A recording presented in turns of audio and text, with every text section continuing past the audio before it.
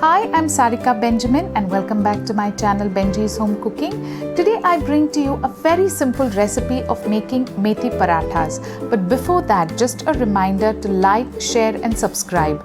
You can also follow us on social media for more information and updates. So let's get started with this delicious and easy recipe. So to make the Methi Parathas, I have taken the big variety of Methi or fenugreek leaves which are washed few times to get rid of any sand or mud that is stuck to it and drain off the excess water.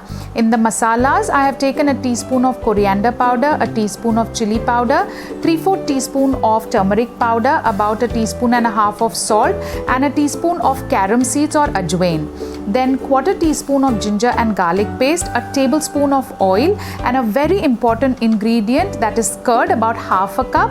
And here I have taken whole wheat flour or atta, which is about 2.5 cups, roughly around 400 grams, and we'll need a little water to knead. So for a good taste of methi, we will first chop all the washed and cleaned methi, and in the atta we are going to add all the spice powders and mix them well. Once all of it is mixed together, we will make a well in the center and add half the quantity of curd and the ginger and garlic paste along with the methi leaves that are chopped, and we're going to mix it all together. The best part about this paratha is the taste that you get from the curd that is used to make the dough. So here I have used about half a cup of curd, but if you want, you can mix this dough only with curd without adding water. So I have used the first half quantity of curd and then goes the second half. Once we use the entire half cup of curd, you will see that the dough starts coming together, and once it reaches this stage, we will add water little by little till we get a soft dough just like chapatis. So little by little water at a time, and you will see that before even you could use 1/4 cup of water, the dough will start coming together. Don't make it very soft because the resting period allows the dough to soften even more. At this stage, add about a tablespoon of oil and mix it well in the dough. Use your knuckles to knead the dough, and once it all comes together, we are going to rest it for about 15 minutes to 1 hour. You can see it's nice and soft but not very soft. Once the dough is rested for 15 minutes, it absorbs water and becomes soft. So now is the time to pinch small quantity of dough and start rolling them between our palms till we get a smooth ball, making sure to flatten it and not to have the edges cracked. So likewise, we are going to roll all the dough into small balls.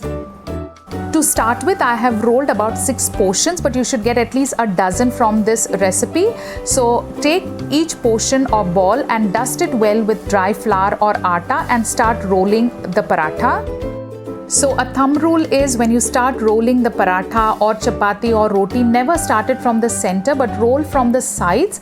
I have explained this rolling technique in my aloo paratha recipe, in the fulka roti recipe. You can check those videos as well. So just keep your hand light on the rolling pin. Keep rolling from the sides, not from the center, and the paratha will move on its own, giving you a fairly round shape. This is not a stuffed paratha, so we're going to roll it not very thick. Once you finish rolling, dust off any excess flour that is on the paratha. Heat a skillet or tawa and put the paratha on it. On a medium-high flame, we are going to cook the paratha for 10 to 15 seconds and then flip the side. Once the side is flipped, we are going to cook till you get nice brown roasted spots.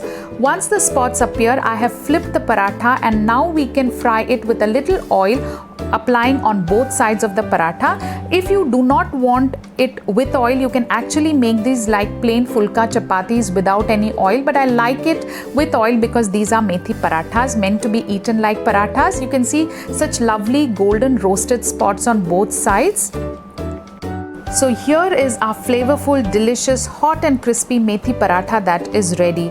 This paratha can be eaten with curd, or you can eat it with pickle, bundi, raita, whatever you would like to eat it with. It's such a simple recipe, and it is an excellent food that can be enjoyed during breakfast or lunch or even dinner. The best part is you can prepare the dough and keep it the previous day and use it as you like. You can see the roti or the paratha is so soft, and I'm going to eat it with bundi raita that I have already kept it ready.